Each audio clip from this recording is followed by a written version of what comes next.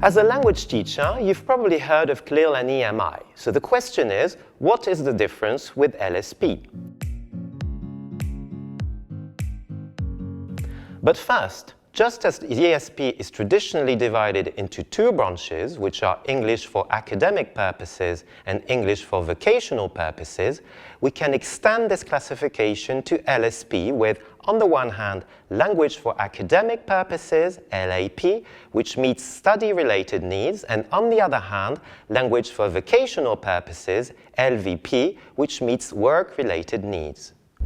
Language for academic purposes can be subdivided into language for general academic purposes, for example, English for academic reading, and language for specific academic purposes, for example, Spanish for law students.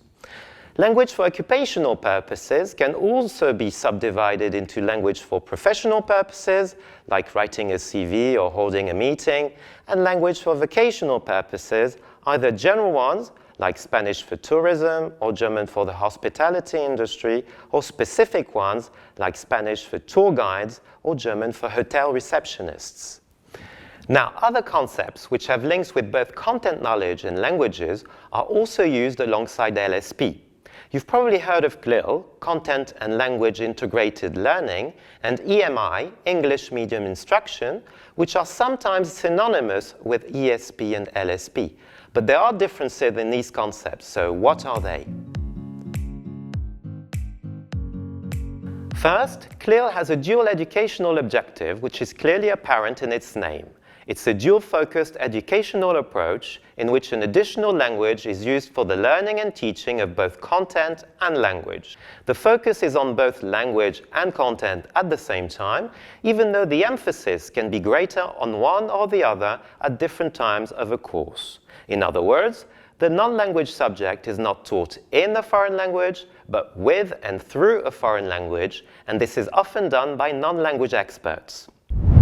EMI, on the other hand, is a relatively new concept with no widely accepted definition yet. It simply describes the practice of teaching an academic subject through English, which is not the first language of the majority population.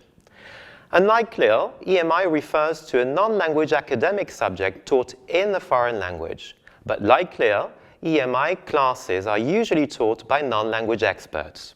But EMI is clearly different from CLIL and from ESP, as there is no specific focus on language, which is only a tool as opposed to the focus of instruction.